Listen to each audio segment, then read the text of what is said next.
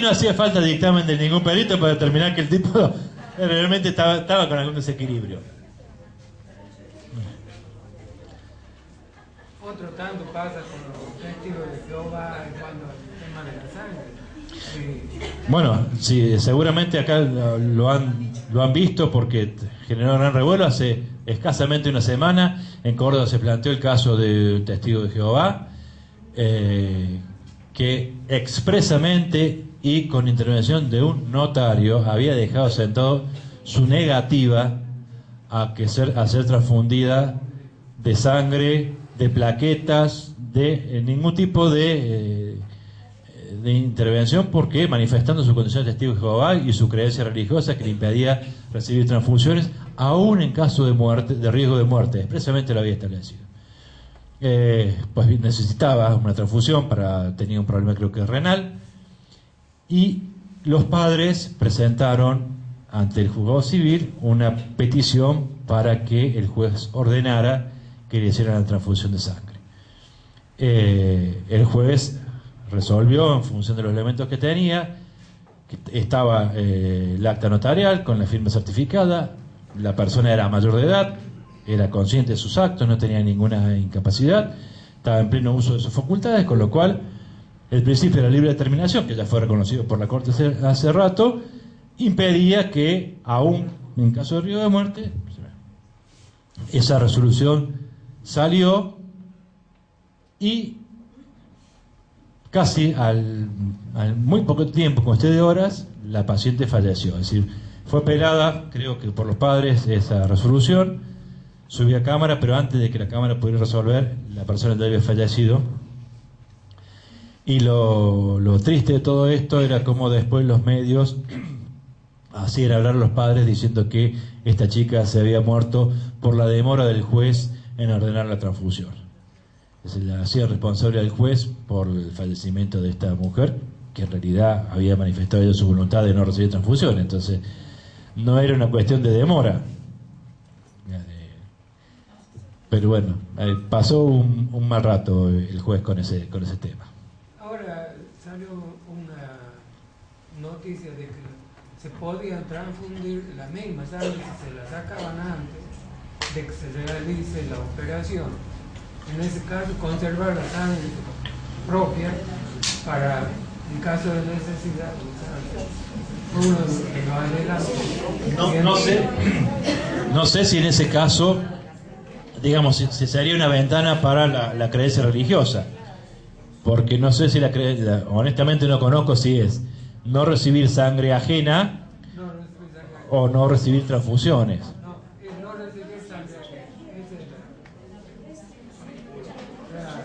Sí, ahora, seamos honestos y lo digo con un dejo de dolor. ¿Qué garantía tendría esta persona de que la sangre que le ponen es la de ella? ¿Qué garantía tiene de que se la guardaron hasta el momento en que ella estuvo enferma? Cuando los bancos de sangre, en realidad, primero no sé si la sangre se puede mantener tanto tiempo. Así que, pero bueno, siempre un avance. Bueno. Bien. Me llama la atención que...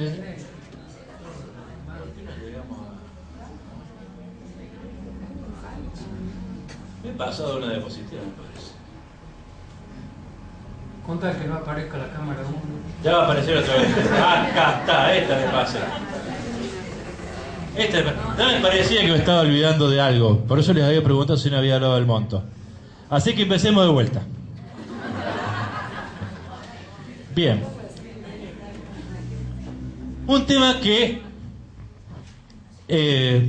aclaro, en Córdoba no existe esta disposición. Sí en el Código Nacional, sí en el Código de Catamarca, que es la inapelabilidad genérica en función del monto. Dice el último párrafo del 242... son inapelables las sentencias definitivas y las demás resoluciones, cualquiera fuera su naturaleza, que se dicten en procesos en los que el valor cuestionado no excede el monto de un sueldo básico de un juez de primera instancia. No voy a cometer la torpeza de preguntar cuál es el sueldo básico de un juez de primera instancia. Pero sigue aclarando, y esto sí que es un avance, dicho valor se determinará ateniendo exclusivamente al capital originario reclamado en la demanda. Capital, no interés. Y no será aplicable en los procesos de alimentos en los que se pretende el desalojo de inmuebles en aquellos donde se discuta la aplicación de sanciones procesales. Eso dice el 242 infine. Vamos a hablar un poquito de esto, porque esto ha generado mucho revuelo. Y les adelanto, para que vean que nuestro país todavía tiene ciudadanos de primera y ciudadanos de segunda.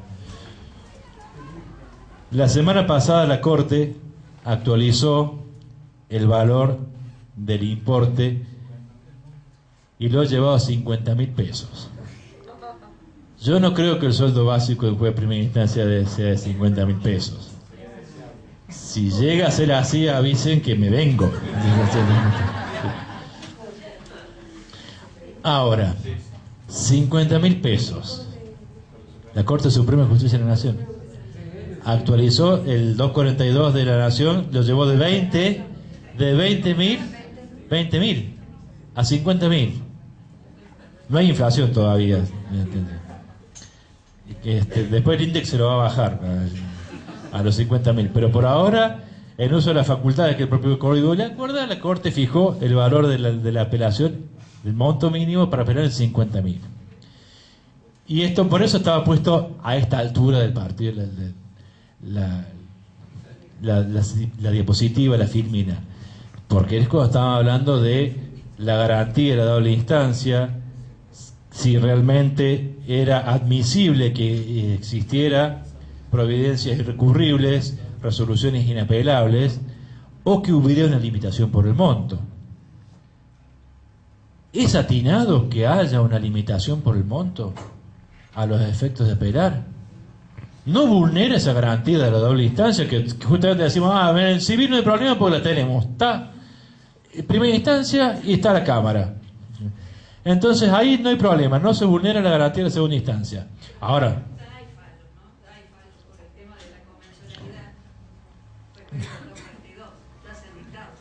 que diciendo que es inconstitucional. Claro, por supuesto que digamos, tenemos que llegar a ese punto y eso nos lleva. Aclaro que no participo de esa doctrina, pero todos sabemos que está como muy fuertemente arraigada la doctrina que sostiene que los planteos de inconstitucionalidad deben hacerse en la primera oportunidad que se tiene. Y yo, ¿cuándo voy a tener oportunidad de cuestionar el 242? Si la demanda es por 5.000 pesos, yo desde el momento que demando ya sé que no voy a poder apelar nada porque no me da el monto. Tengo que plantear en ese momento en la cuestionar del 242 para que se resuelva ¿cuándo? ¿En la sentencia definitiva o en el primer momento que yo quiera apelar algo y no me lo concedan? Y si yo lo planteé allí en la demanda, y el demandado, además de negarme todos los hechos y la procedencia de mi demanda, me dice, además tampoco es inconstitucional el 242. Y después el demandado plantea una apelación de instancia, que se la rechazan, y quiere apelar. Más allá de que no sería apelable por aquellas resoluciones apelables, pero tampoco sería apelable por el monto. Y él tendría que alegar la inconstitucionalidad, no, pues ya le alegó el otro, ¿para qué le voy a alegar yo? Es más, yo dije que era constitucional, pero ahora que me perjudica digo que es inconstitucional. Yo creo que desde el momento que la Corte reconoció en todos los jueces la facultad de declarar la inconstitucionalidad de oficio, este requisito del planteo en la primera oportunidad, bajo pena de no poder hacerlo luego cuando la violación, la conculcación del derecho sea más evidente, me parece que ha perdido fuerza, o debería perder fuerza, porque en definitiva, si no hace falta ni que lo plantee la parte para que el juez lo resuelva y lo aplique, o declare la inconstitucionalidad, ¿por qué voy a exigirle o le voy a plantear requisitos tan tremendos como es la pérdida de un derecho? Fuera del tema de la inconstitucionalidad, lo que para algunos puede parecer un importe bajo, para otros no. 13.000 pesos me dijeron por ahí. 13.000 pesos, yo no creo que sea un importe bajo para nadie, pero para quienes tienen un poder adquisitivo un poco más elevado, a lo mejor les parece razonable. Pero para aquel que gana un sueldo básico, que apenas si llega a la canasta familiar, una condena a pagar 12.000 pesos, 100.000 pesos menos que el límite, le puede significar 2 meses de hambre. Y entonces, decirle a usted no puede apelar por el monto, parece como demasiado capitalismo. Y encima los códigos tienen previsto el beneficio legal sin gastos, con el argumento de que es garantizar el acceso a la justicia a todo el mundo. Pero no te garantizo el acceso a la segunda instancia, aunque tenga beneficio. O yo debería decir, no, si tiene beneficio puede apelar, no importa el monto. Entonces todo el mundo me pediría beneficios nada más que para apelar. Es decir, genera una serie de complicaciones que en general los tribunales han sido más abiertos en algunos supuestos extremos a abrir la apelación, pero como regla general se aplicaba. Y no solamente se aplicaba, sino que además dio lugar a muchas discusiones, porque había quienes sostenían que el importe mínimo para apelar debía calcularse en función de valores históricos, y en una economía inflacionaria como la que tenemos, pues rápidamente queda fuera del margen. Había tribunales que decían, en los incidentes, no importa el valor económico que se discuta, igual se aplica la limitación del proceso principal. Y otros que decían, no se aplica la limitación. Pero si el proceso principal tiene un capital reclamado o un monto de demanda que supere el límite, pero el incidente no es apelable, aunque el proceso principal lo sea. Todas esas cuestiones, y ni hablar de los que cuando se apelan los honorarios. El abogado apela sus honorarios por bajos y resulta que no puede apelar por el monto de la demanda. En la práctica implica prácticamente llevar a que los buenos abogados o los que tienen mucho trabajo no tomen casos de escasa cuantía porque no les reditúa, porque le van a regular muy bajo y porque encima no va a poder recurrir la regulación. Esto genera toda una serie de problemas.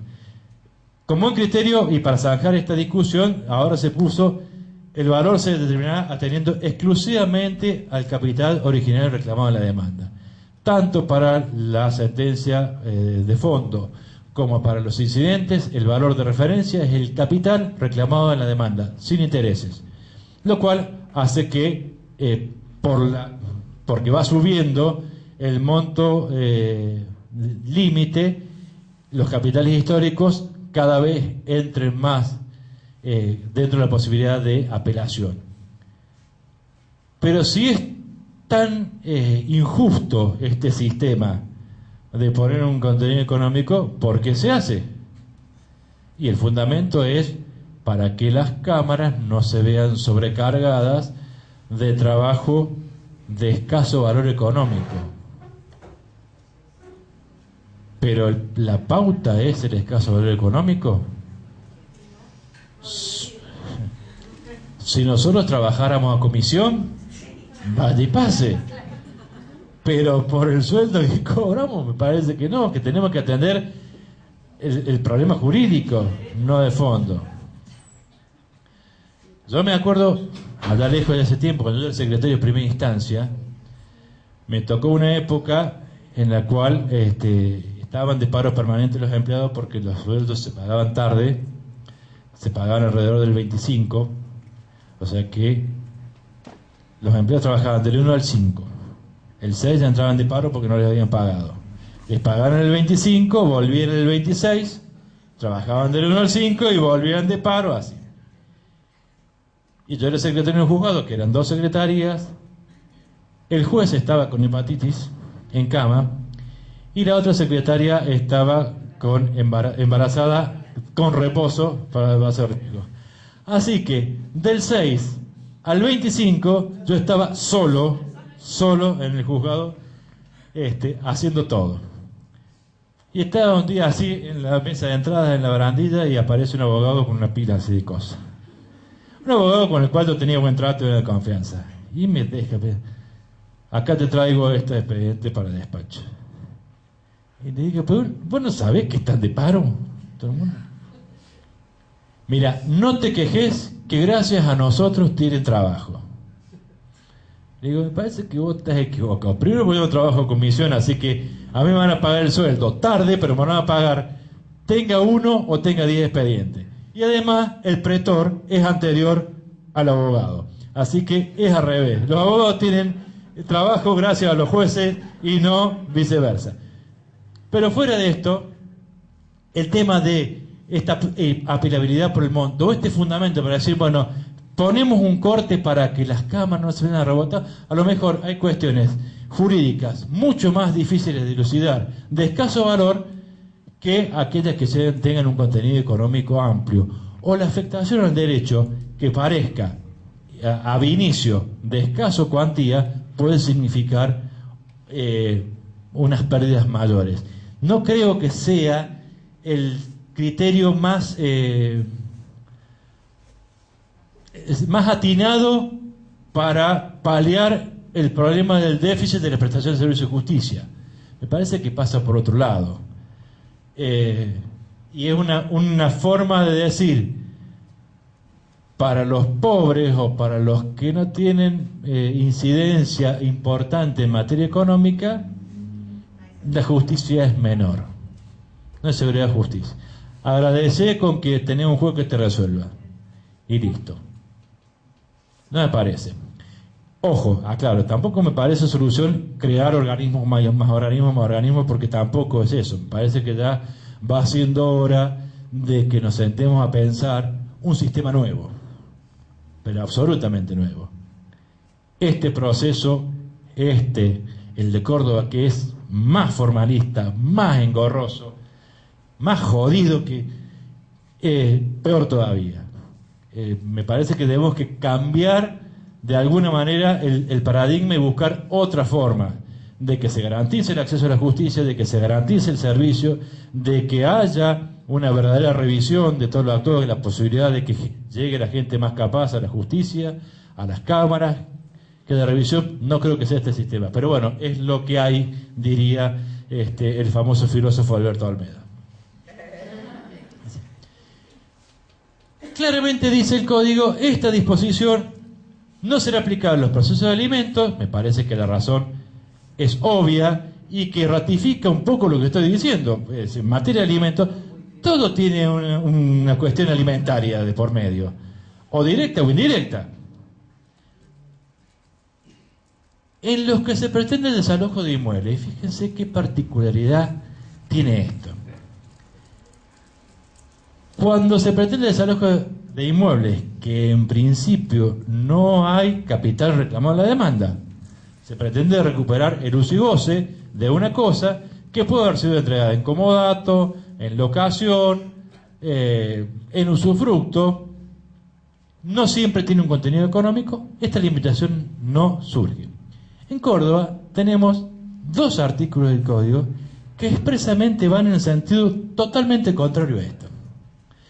Porque establece en el proceso de desalojo que no se concederá el recurso de apelación al demandado por desalojo por falta de pago si el demandado no abona, deposita o acredita haber abonado los alquileres adeudados. No se le admite recurso de apelación.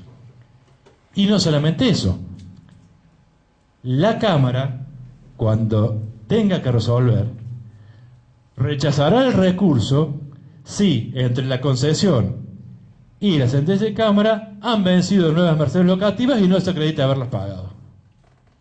Fíjense que todo lo contrario.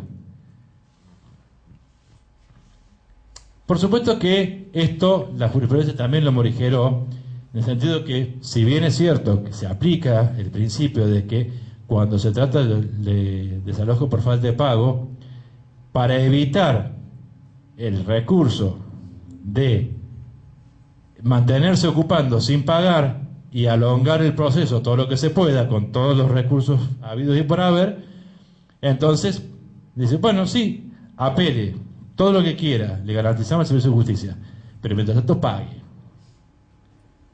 para que no, para que se pueda ser revisado. Ahora, ¿qué pasa si a mí me hacen una demanda por falta de pago, traen un contrato de locación y yo niego la existencia del contrato de locación? Y digo, no, esto es un comodato. O yo estoy ejerciendo actos posesorios porque nunca firmé un contrato y estoy con ánimos domini. ¿Me podrán exigir que pague mercedes locativas cuya existencia yo estoy negando?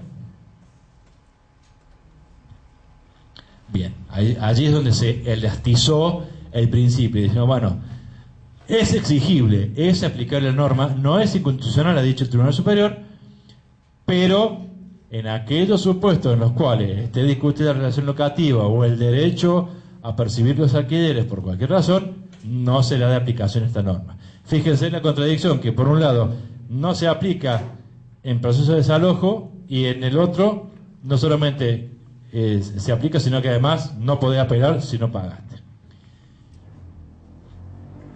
Y en los supuestos en los cuales se discute la aplicación de sanciones procesales. Esto también tiene cierta lógica porque las sanciones procesales normalmente no tienen nada que ver con el monto de la demanda, pueden afectar a personas que no sean precisamente las partes principales del proceso, porque puede ser multa al profesional, a alguno de los profesionales intervinientes, pueden ser astrentes impuestas a algún organismo público por incumplimiento de alguna orden judicial. Entonces, en esos supuestos, para garantizar el derecho de defensa, esta limitación no corre. Bien. Volvamos a donde estábamos.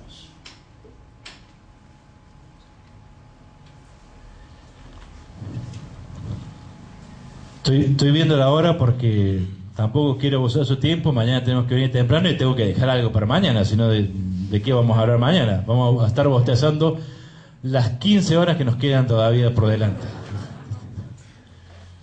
Con habilitación del día domingo. Que además es feriado.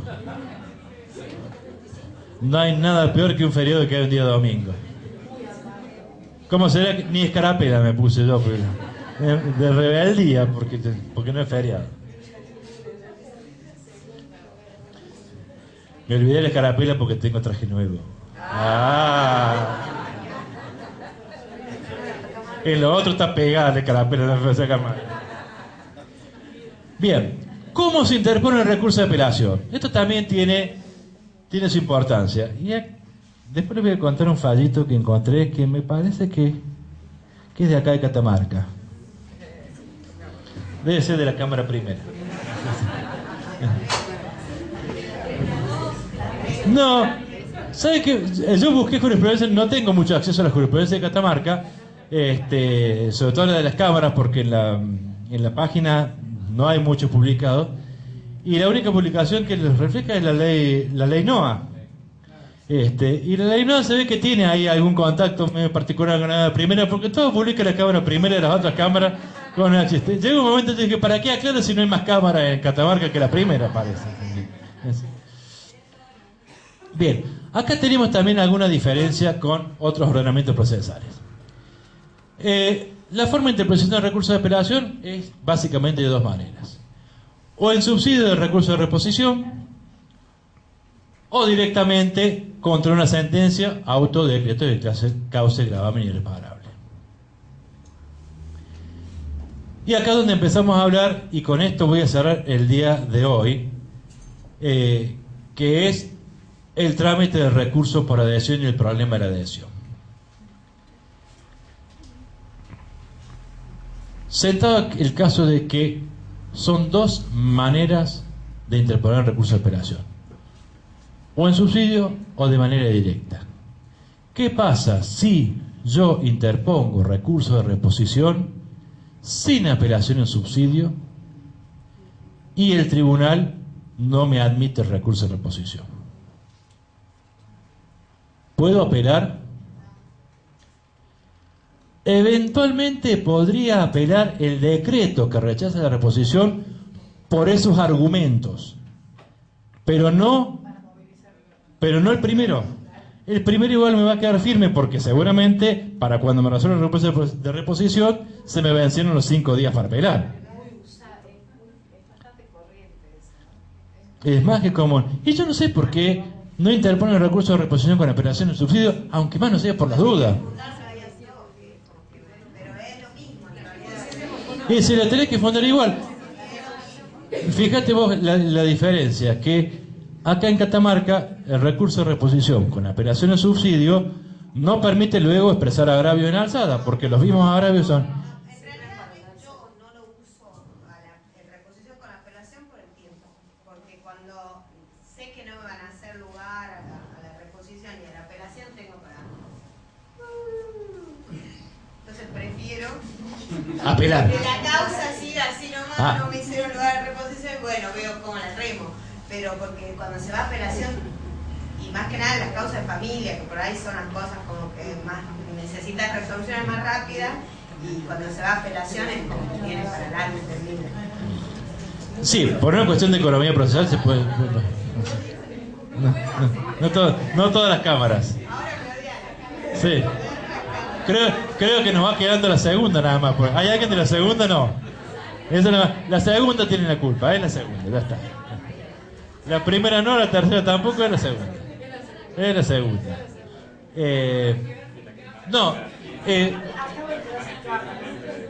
El problema está en la apelación directa. ¿Se puede apelar directamente sin necesidad de reponer? Sí, absolutamente.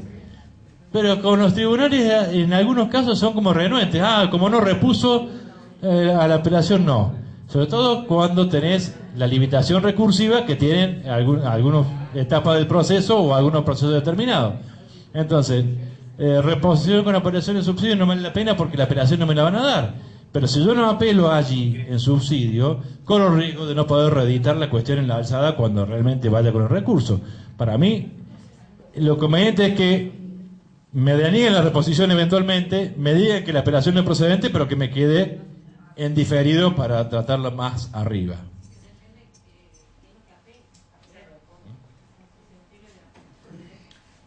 Y esto nos lleva a otro temita que viene aparte, que ni diapositiva tengo, pero que me acabo de acordar, que es el tema de la especificidad de la vía recursiva. Qué nombrecito me tiré, ¿eh?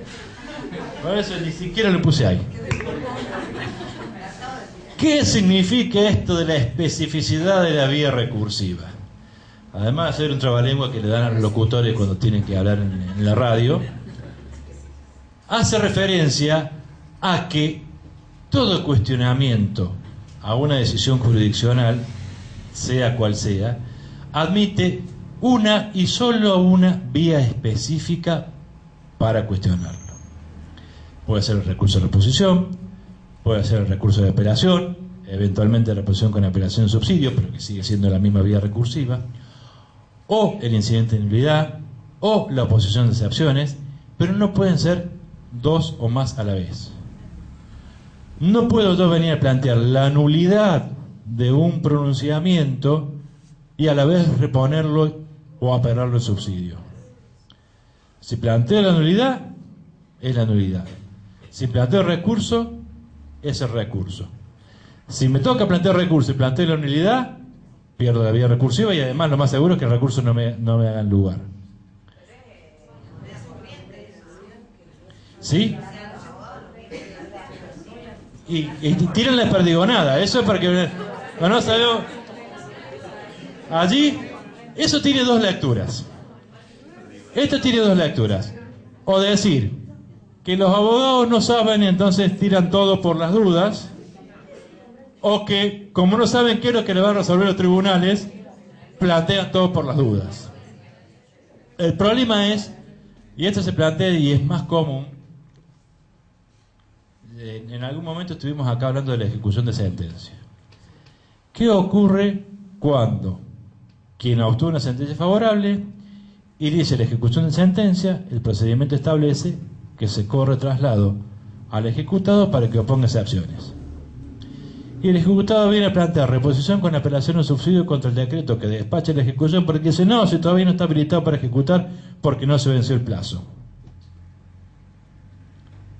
¿Es admisible la vía de la reposición y eventualmente la apelación o subsidio contra ese decreto que lo cita por unas excepciones? No, señor, venga y oponga excepciones. ¿Cuál es la excepción? Falsedad de la ejecutoria. ¿Por qué? Porque no está vencido el plazo. La vía para introducir la defensa es la excepción, no la reposición con apelación o subsidio. ¿Qué ocurre?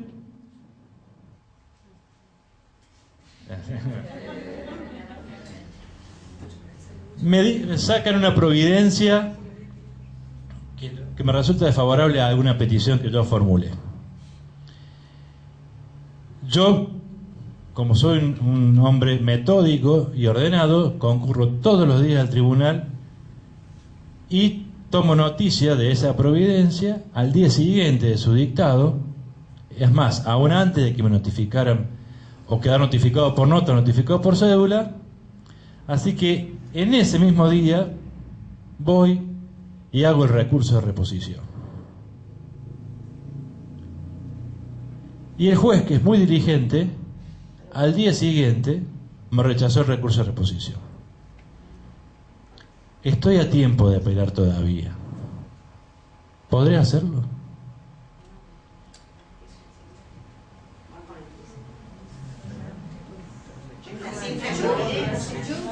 Y una providencia simple. Me causa un gravamen irreparable. El tema es un problema de términos.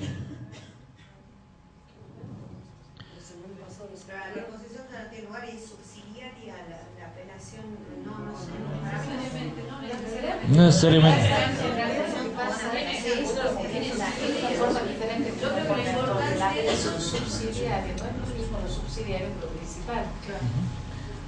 A ver, se los pongo, a ver, les cambio el ejemplo para ver si por ahí encontramos la punta de lo que me parece. Me notifican una providencia que a mí me causa un gravamen que no puede ser reparado en la sentencia definitiva. Al cuarto día me presento e interpongo recurso de reposición con apelación en subsidio. ¿Es temporáneo el recurso de reposición? No, porque tengo 3 días. ¿Es temporáneo el recurso de apelación? Sí. ¿Me lo tienen que conceder? Sí. Entonces la subsidiariedad, mientras el plazo me habilite, no sería inconveniente para presentar el recurso de apelación.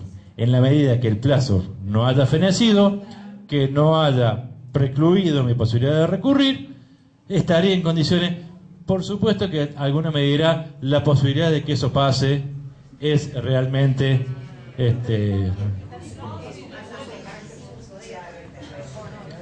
subsidiario pero no dependiente. Es decir, la subsidiariedad es en la forma en que yo lo interpongo. Para el caso que no me haga lograr la reposición, le planteo la apelación. Pero no tiene una vida dependiente como si fuera la fianza.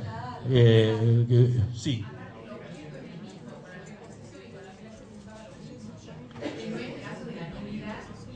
Claro, no, por supuesto, son dos cosas distintas, sí. No, yo creo que no habría problema, que es posible.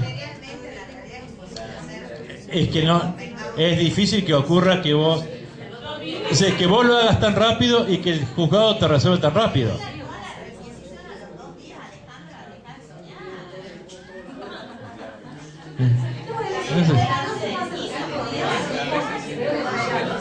Sí, mientras no esté vencido el plazo se puede apelar. ¿Qué papel? Bien, sí.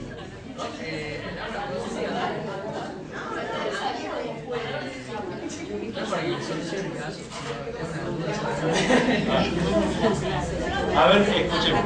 Todos van a ser testigos. Una sentencia que se rechaza indímene un incidente. Sacamos la sentencia y viene el abogado y plantea un recurso de reposición con la apelación subsidio. ¿Contra qué? Contra la sentencia. Reposición no va, obviamente no va contra la sentencia. Sí. Ahora, queda la posibilidad de la apelación, ¿le sirve esa apelación en subsidio? Fíjate vos que ahí te presenta un problema de otro tipo.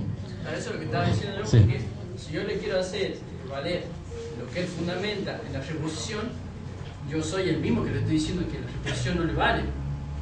Entonces, ¿qué es lo que tiene? ¿Qué es lo que Primero, tiene? contra las sentencias de autos no va recurso de reposición. Entonces es inadmisible. Sí, sería admisible la apelación, sobre todo contra la sentencia o contra resoluciones que causen un gravamen que no puede ser reparado. Sí es apelable. Ahora, el problema es la forma de interposición.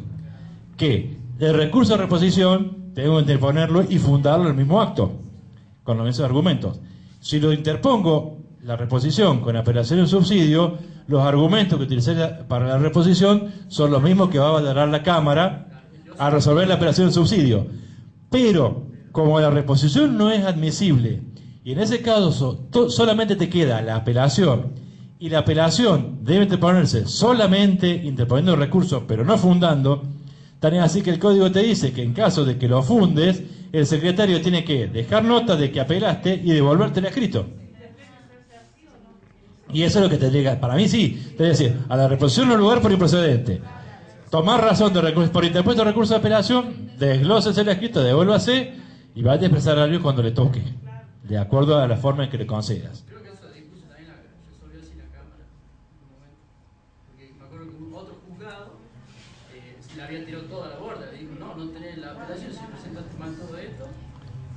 La Cámara hizo algo que sí atinado, porque esto era un supuesto distinto, que creo que era la Cámara Primera. Creo que sí. Pero bien resuelto. Pero este era un supuesto en el cual se dictó una providencia, en realidad una resolución, donde rechazaba una petición, me parece que era un amparo gremial. Los accionantes concurrieron a expresar agravios contra la resolución que había rechazado ese amparo sindical.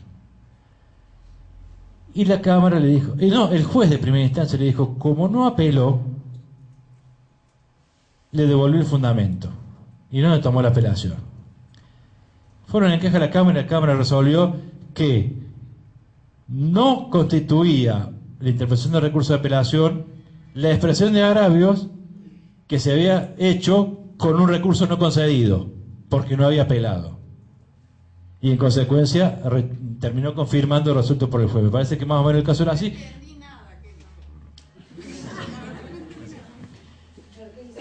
La parte interesada en recurrir no apeló, presentó directamente la expresión de agravios. Le devolvieron la expresión de agravios porque no había recurso interpuesto. Planteó contra esa resolución que ordenaba devolverle el escrito reposición con apelación en subsidio, porque le habían devuelto el escrito porque no había apelado. El juzgado rechazó la reposición y le concedió la apelación en subsidio. Cuando fue a la Cámara le dijo que estaba mal concedido ese segundo recurso porque nunca había habido recurso de apelación, porque nunca apeló. Nunca vino a decir apelo, fue directamente con la expresión de agravio como si ya hubiera una apelación concedida. Un paso medianamente importante. Sí. Ahí me acordé mejor cómo era el tema, porque parece que era así. Yo tengo la reseña por aquí cerquita, después se las voy a mostrar. Sí, no, mañana. No, hoy les voy a terminar con este tema de la adhesión. Ya les adelanté qué significaba la adhesión y lo voy a hacer como muy cortito, fundamentalmente porque es un problema que en principio no tienen en Catamarca porque no está previsto el recurso de apelación por adhesión. El problema de la adhesión es el siguiente: frente a la apelación de una parte y su expresión de agravios, la posibilidad que tiene la contraparte de apelar por adhesión, es decir, de adherirse al recurso de la contraria expresando sus propios agravios. Partamos de una base: eso no es adhesión. Es decir, técnicamente hablando, lingüísticamente, no es adhesión, al contrario, estoy diciendo, no solamente no le haga lugar a su recurso, sino que además mejore mi posición. O sea que eso no es adherir, en todo caso es incidental. Adherir sería si fuera un litisconsorcio, apela uno y el otro viene y adhiere y expresa agravio, cosa que tampoco está permitida, porque si no apeló el litisconsorte, lo que vimos en la personalidad de apelación tampoco le permitiría expresar sus agravios. Pero bueno, doctrinariamente se conoce como apelación por adhesión y así lo regulan los códigos que la prevén, como el de Córdoba, que dice que al contestar los agravios, la parte recurrida podrá a su vez expresar los agravios que le ocasiona la sentencia recurrida. Esto nos presenta dos problemas, o tres. Primero, ¿sobre qué puede versar la adhesión? Supongamos una demanda en la cual se reclaman varios rubros indemnizatorios: daño material, gastos médicos, lucro cesante y daño moral. La sentencia hace lugar a la demanda, pero morigerando los rubros. El daño material en vez de 5.000 le dio 4.000, de daño moral en vez de 20 le dio 10, y de lucro cesante en vez de 30 le dio 20. El actor no apela porque, a pesar de que tuvo una indemnización menor, se conforma con los rubros que le ha dado. El demandado apela, se le concede la apelación y cuando se agravia únicamente del daño moral. No dice que lo consiente expresamente, pero dice: yo me agravio del daño moral, porque le dio 20.000 y no tiene daño moral. Cuando le corre el traslado al actor para que conteste los agravios, dice: ya que estoy, me adhiero y cuestiono el lucro cesante que me fijó el juez, porque yo reclamé 30 y me dio 20. No solamente no apeló, sino que sus agravios tampoco tienen mucho que ver con los agravios del otro. Es menos adhesivo que nada. Pues bien, en un primer momento, el Tribunal Superior de Córdoba estableció que, como su nombre lo indicaba, la adhesión implicaba que únicamente podía cuestionar el adherente aquellos rubros que fueron cuestionados por el apelante y no otros. Con lo cual, esta posibilidad que yo les planteo no era admisible y ese recurso del actor que pedía la elevación del lucro cesante no podía ser admitida. Segundo problema. Ahora, les adelanto, cambio de criterio del Tribunal Superior. Y ahora dice que la adhesión es simplemente un problema de oportunidad, no de contenido. El código le da la oportunidad a la parte recurrida de que exprese a su vez los agravios al momento de contestar y no le plantea ninguna limitación, con lo cual mal podría jurisdiccionalmente plantearle esa distinción y por ende está habilitado para cuestionar cualquier rubro con independencia de que el apelante principal lo haya cuestionado. Yo no comparto esta solución y cuando veamos el tema de la reformatio impedidos vamos a hacer mayor hincapié en esto. Me parece que si bien el sistema procesal permite la adhesión, en todo caso que sea eso, la adhesión a los mismos rubros a los cuales recurrió. Si el demandado me dice no, le dio mucho por daño moral, yo puedo decir no, me dio poco, súbalo, pero nada más que eso. ¿Y qué pasaría?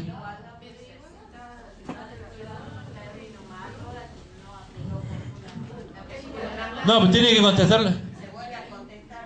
Sí, de la adhesión se corre traslado al apelante para que lo conteste. Es como hacer un... Y está complicado. Y yo les digo, y si en el mismo supuesto, la misma demanda, con la misma sentencia, los plazos, dijimos, son individuales. A mí me notificaron un día, el demandado se notificó 10 días después, yo apelé y me denegaron el recurso por extemporáneo. Y bien denegado, porque se me había vencido el plazo. Y al demandado se lo concedieron. ¿Yo puedo venir después por vía de la adhesión a decir cuestionar absolutamente todo? Hay fallos que dicen que sí.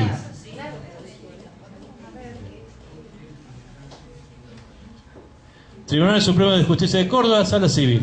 Cabe admitir la adhesión en el caso de que con anterioridad se hubiese interpuesto una operación fuera de término, porque ese acto frustrado no importa el ejercicio ni la consumación de ningún derecho. Toma pa' vos. Y entonces, y entonces la preclusión, ¿qué es lo que? Y la ¿ah? Por eso, ¿qué es la preclusión? Porque si yo perdí el derecho a apelar por el transcurso del tiempo y después me lo van a habilitar en la alzada por vía de la adhesión para que yo cuestione, y encima para que cuestione cualquier rubro y no solamente eso, me parece que el instituto se desvirtúa, aunque la solución a la cual se arribe pueda resultar justa, que son dos temas apartes. Vaya a presentar un recurso, lo habilita al otro para que me reclame más y yo termine perdiendo más de lo que ya perdí. Exactamente, yo estoy de acuerdo con eso. Pero volvemos más o menos a un caso que se puede equiparar al caso de las dos sentencias para el mismo caso, o sea, de aquel que consiente, o sea, me refiero en este sentido, que aquellos que dicen que es válida la sentencia de primera instancia cuando no consienten, es el mismo caso, o sea, ha dispuesto, o sea, hay una disponibilidad personal. En el caso del recurso, las personas que disponen no apelar, o sea, yo creo que de alguna forma ejercer un derecho que es el de no apelar, ya está.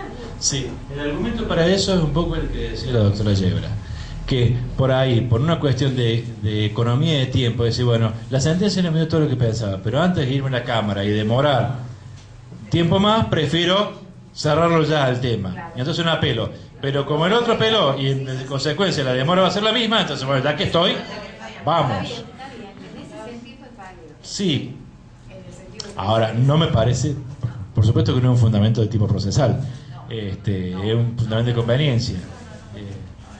Bueno. Sí, Pero sí, es sí. verdad que a veces la parte dice no apelar por eso, me confundo, porque claro, puede ser 6 meses más, un año, lo que sea. Es que sí, sí, sin duda que sí. Voy a demorar igual, ya, es una... Sí. pasa que de pronto contemplar de principios procesales que forman el proceso, como el de la disponibilidad de las partes, de la preclusión de las etapas, o sea, es como que todo se desdibuje en esto, ¿no? Y se desdibuja un poco porque todos los principios, ya estoy con vos. En realidad, todos los principios procesales que académicamente son con cierto fundamento y cierta fuerza, empiezan a desdibujarse cuando dejamos de ver el proceso como un fin en sí mismo, sino como un fin para materializar el acceso a la justicia y una solución justa. Entonces se dibujan, pero cuando se dibujan los principios y se dibujan los procesos, corremos el riesgo de caer en la dictadura contraria, que es que no haya reglas de juego claras y en consecuencia yo puedo hacer un gol con la mano porque pintó, y eso es complicado. Yo les voy a decir algo ahora que en realidad lo iba a decir al cierre de esta charla mañana, pero bueno, por la duda mañana no venga alguno, yo les voy a decir, haciendo un parangón con esto de que las reglas deben ser claras, ¿ustedes saben la diferencia entre un juez de primera instancia y un juez de cámara? El juez de primera instancia se cree Dios. El juez de cámara está absolutamente convencido. Esa es la diferencia. Muchas gracias por la atención y la paciencia. Perdóname, vos tenías una pregunta para hacerme, sí. La pregunta es en Córdoba, se puede hacer así. Sí. Pero yo puedo hacer dos tiros, es decir, yo planteo la apelación, es decir, el otro también apelamos los dos. Y cuando vamos a la Cámara, puede expresar agravio por otras cosas, o sea, puedo ejercer la segunda oportunidad también. Normalmente no se da, porque aquel que apeló cuando le corren traslado para que exprese agravios ya expresa los suyos y... Vamos a suponer, después yo puedo expresar otras. Cuando contesto el traslado del otro, si yo apelé, creo que no. Yo no lo he visto, no se ha planteado. Me parece que no, porque si ya apelé, La adhesión es, digamos, una oportunidad para el no recurrente, pero para aquel que recurrió y ya tuvo su oportunidad de expresar agravios, no podría tener una doble oportunidad. Me parece, pero bueno. Mañana 8:30.